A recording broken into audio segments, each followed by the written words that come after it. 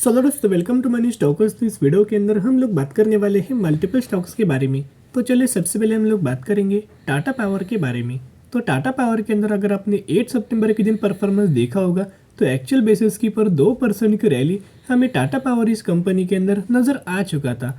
लेकिन during the market अगर आपने एक्चुअल बेसिस की पर टाटा पावर का दोस्तों ड्यूरिंग द मार्केट परफॉर्मेंस देखा होगा तो ऑलमोस्ट हमें पहले हाफ के ही अंदर कंपनी 4.5% की रैली के अंदर हमें नजर आ रहा था।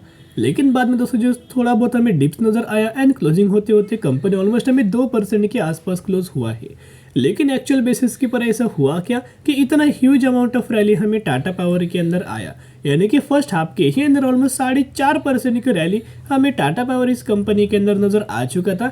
एंड उसी दिन कंपनी ने अपना लाइफ टाइम वाला हाई टच किया हुआ है। रुपीज़ अगर आप देखोगे 76.50 यही रुपीज़ आपको यह टाटा पावर का लाइफ टाइम वाला हाई के अंदर आपको नजर आ जाएगा। देखिएगा इस कंपनी को जब ये कंपनी ऑलमोस्ट हमें 200 रुपये के आसपास चल रहा था उसी वक्त दोस्तों हमने आपके साथ शेयर किया था कि कंपनी बहुत अच्छा है, आने वाले सालों में आपको निवेश करने का बिल्कुल भी कंपनी मौका नहीं देगा। हमने खुद इस कंपनी को ब्रेकआउट होते होते 209 रुपये के आसपास खरीदारी किया एंड करंटली आप देख ही सकते हो कितना ह्यूज अमाउंट ऑफ परफॉर्मेंस हमें Tata power company current basis की पर दे रही है। लेकिन दोस्तों आपको जल्दबाजी करके सेल नहीं करना चाहिए, होल्ड करना। जिन लोगों ने इस प्राइस रेंज के आसपास निवेश किया है 230 रुपये के आसपास निवेश किया है 100% दोस्तों कंपनी को फ्यूचरिस्टिक के लिए होल्ड करके चलना। क्योंकि क्या होता है ये इस तरीके से जो कंपनी होता है जो फ्यूचर डिमांड फुलफिल करता है वो कंपनी बहुत ही ज़्यादा मल्टीपल रिटर्न्स हमें आने वाले फ्यूचर में दे सकता है। तो जिसके हिसाब से करंटली होल्ड करना। अभी देखना अब ढेर सारे पॉजिटिव अपडेट्स हमें टाटा पावर रिगार्डिंग नजर आए हुए हैं, तो चलिए एक एक करके कवर अप कर लेते हैं। सबसे पहले अपडेट्स अगर आप देखोगे power related stocks in demand, NTPC, PFC, रैक, Tata power rally up to 9%।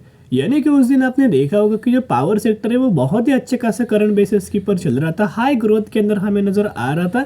इसी की वजह से हर एक टाटा पावर या फिर हर एक पावर सेक्टर वाली कंपनीज के अंदर हमें रैली नजर आ रही थी। साथ में आपको बताइए सभी के सभी जो कंपनीज रिन्यूएबल एनर्जी के अंदर लगातार दोस्तों फोकस कर रहा है और उसमें से टाटा पावर भी रिन्यूएबल एनर्जी के अंदर लगातार फोकस कर रहा है। इसी की वजह से इन कंपनीज के अंदर रैली हमें नजर आ चुका था। अभी देखिएगा सभी के सभी न्यूज़ है वो टाटा पावर के रिलेटेड बहुत ज़्यादा पॉजिटिव अपडेट्स, बहुत ज़्यादा पॉजिटिव न्यूज़ नजर आ रही है।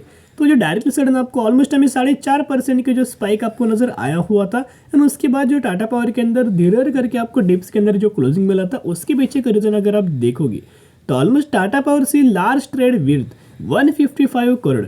यानी कि बेसिकली टाटा पावर के अंदर दोस्तों 8 सितंबर के दिन यानी कि टाटा पावर के अंदर फ्राइडे के दिन हमें एक ब्लॉक डील आपको नजर आया। उस ब्लॉक डील के अंदर हुआ क्या, बड़े इन्वेस्टर जो होंगे जिनका नाम अभी तक इन्होंने मेंशन नहीं किया इस रिपोर्ट के अंदर, उन्होंने ऑलमोस्ट हमें 52 लाख शेयर्स के आसपास हमें सेलिंग किया एंड जो सेल किया था जो शेयर्स वो बाइंग में दोस्तों हो चुका है। तो देखिएगा कंप्लीट अपडेट्स के अंदर दोस्तों हम लोग देखेंगे कि इन्होंने ये मेंशन किया गया है कि जो ऑलमोस्ट 155 करोड़ के आसपास जो टोटल वर्थ हमें नजर आ रही है उसमें 52 लाख के आसपास शेयर्स हमें नजर आ रहे थे। वो 52 लाख के शेयर्स ब्लॉक डील के द्वारा 270 रुपये के आसपास में बेचा गया एंड जो हमें बेचा गया था वो फिर से खरीदारी किया गया। यानी कि दोस्तों जो इन्वेस्टर है उनका नाम दोस्तों यहाँ मेंशन नहीं किया, आप यहाँ देख सकते हो। It was not immediately clear who the buyers and sellers were the deal. यानी कि बेसिकली सेल किसने किया एंड बाय किसने किया वो डेटा दोस्तों मेंशन नहीं किया।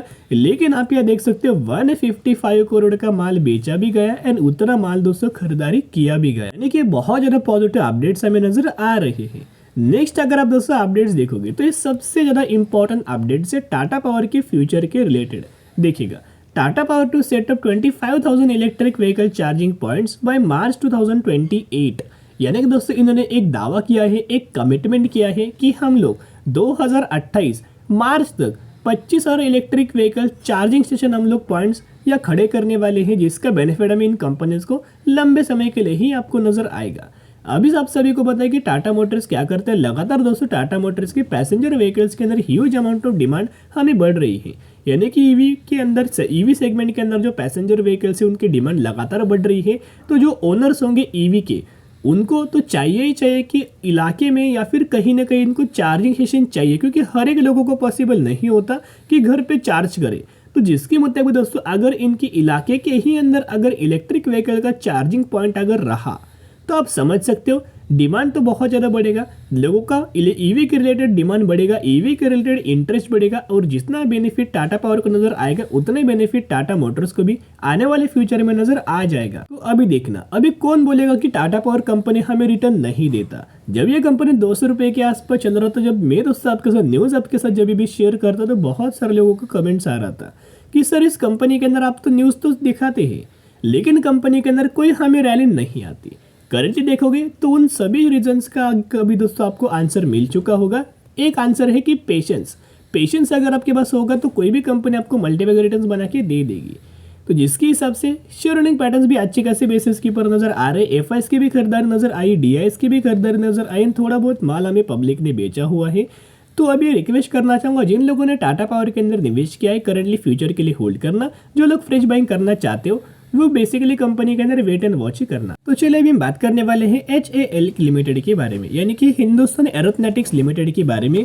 तो बेसिकली दोस्तों इस कंपनी की अगर बात की जाए तो ऑलमोस्ट हमें मैक्सिमम के अंदर 262% का रिटर्न शेयर होल्डर्स के बना के दिया हुआ है। 4100 रुपये के आसपास ये कंपनी हमें ट्रेड कर रही है।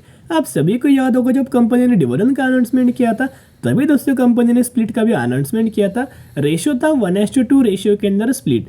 तो इस स्प्लिट का अनाउंसमेंट कंपनी ने पहले ही किया था, यानी कि अगर आपके पास एक शेयर होंगे तो एक के बदले दो शेयर आपको इस कंपनी के अंदर मिलने वाला है।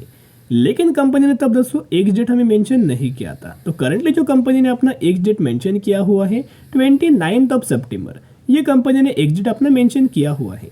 तो अगर आप इस कंपनी के अंदर 28 सितंबर या फिर इससे पहले अगर आप खरीदारी करते हो तो ही आप एलिजिबल होंगे, तो ही आपको इस कंपनी के अंदर 1:2 रेशियो के अंदर स्प्लिट का बेनिफिट मिल जाएगा। अच्छी कंपनी है, फंडामेंटली स्ट्रॉन्ग कंपनी है, डिफेंस सेगमेंट से कंपनी बिलोंग करती है, तो आने वाले फ्यूचर में अच्छी खासी रैली ग्रोथ आपको नजर आ सकती है। तो चलिए अभी हम बात करने वाले हैं IRFC के बारे में। तो IRFC के दोस्तों कंपनी की अगर बात की जाए तो ऑलमोस्ट इस कंपनी को हम लोग 38 रुपीज़ से आपके साथ दोस्तों कवर अप कर रहे थे। 38 रुपीज़ की कंपनी ने 52 खाया अपना क्रिएट किया 52 रुपीज़ का।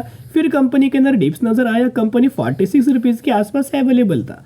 फिर 46 कंपनी के अंदर बिलोंग कर रहा था। उसी वक्त हमने बात किया था करंटली कंपनी होल्ड कर रहा है, वेट एंड वॉच कर रहा है, तो थोड़ा बहुत माल खरीदारी करना एंड लॉन्ग टर्म बेसिस के ऊपर होल्ड करना। अगर इससे नीचे भी आए तो और ज़्यादा खरीदारी करके चल सकते हो। लेकिन जिन लोगों ने तब खरीदारी किया उन करंटली आप देखोगे आज उनका पैसा ऑलमोस्ट हमें डबल करते हुए कंपनी ने दोस्तों दिखा दिया है। तो जिसकी सबसे फंडामेंटली कंपनी बहुत ज़्यादा स्ट्रॉन्ग है। इंडियन रेलवेज को कंपनी फाइनेंस प्रोवाइड करती है एंड फ्राइडे के दिन कंपनी के अंदर 6% की रैली नजर आ चुका था। तो IRFC कंपनी के अंदर दोस्तों एक इंपॉर्टेंट अपडेट से कि कंपनी ने दोस्तों अब डिविडेंड का अनाउंसमेंट किया था, जो कि फाइनल डिविडेंड का 0.0 पर शेयर का, यानी कि 0.07 पर शेयर का डिविडेंड के बेनिफिट कंपनी ने अनाउंसमेंट किया हुआ था, जिसका एक्स डेट कंपनी ने मेंशन किया है 15 सितंबर। तो जो लोग इस कंपनी के अंदर 14 सितंबर से पहले अगर आप निवेश करेंगे तो ही आप एलिजिबल होंगे एंड तो ही आपको इस कंपनी के अंदर डिविडेंड रिगार्डिंग दोस्तों बेनिफिट मिल जाएगा। तो अभी देखिएगा, अभी क्या हम लोग फ्रेश बाइंग करें? बहुत सारे लोगों का मानना होता है सर अगर आप देखेगा करंटली कंपनी ने 50 डे का है, फ्राइडे के दिन लगातार हर एक दिन कंपनी क्रिएट कर रही है। अगर आप करंटली निवेश करेंगे तो 100% दोस्तों आप लोग ट्रैप होंगे। तो फ्रेश बाइंग करे लिए दोस्तों इग्नोर करना, जब कंपनी फिर आपको डिप्स के अंदर मिले, कंसोलिडेट करे, उस समय खरीदारी करके लॉन्ग टर्म की बेसिस के ऊपर होल्ड करना।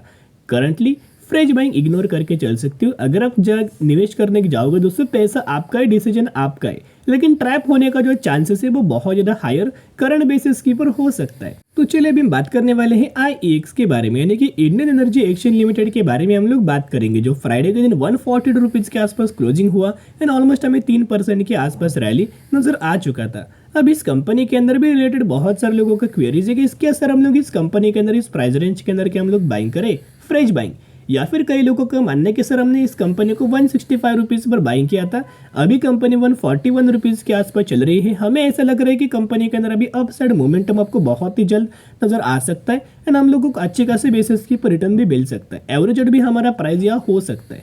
तो देखिएगा आपको दोस्तों सभी चीज़ें करेक्ट है, लेकिन ब्लाइंडली अगर निवेश करेंगे तो 100% ट्रैप आप लोग हो जाएंगे।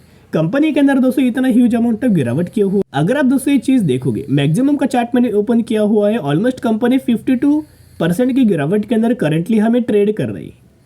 अभी बहुत सारे लोगों का मानना है सर अभी और इसमें गिरावट नहीं होगा। अभी गिरावट क्यों नहीं होगा? ऑलमोस्ट कंपनी 50% गिर चुका है। देखिएगा एक तो दोस्तों सभी चीज़ों जो डिपेंड होता है कंपनी के बिजनेस के अंदर डिपेंड होता है।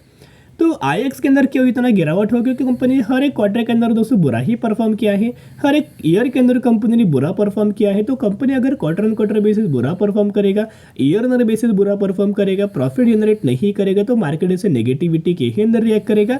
तो मेरा ये मानना है दोस्तों कि अगर आपको इस कंपनी के अंदर निवेश करना है तो सबसे पहले कंपनी का क्वार्टर 2 का रिजल्ट देखना, क्वार्टर 3 का रिजल्ट देखना, किस तरीके से कंपनी परफॉर्म करती है, कि पैरामीटर्स ग्रोथ होते।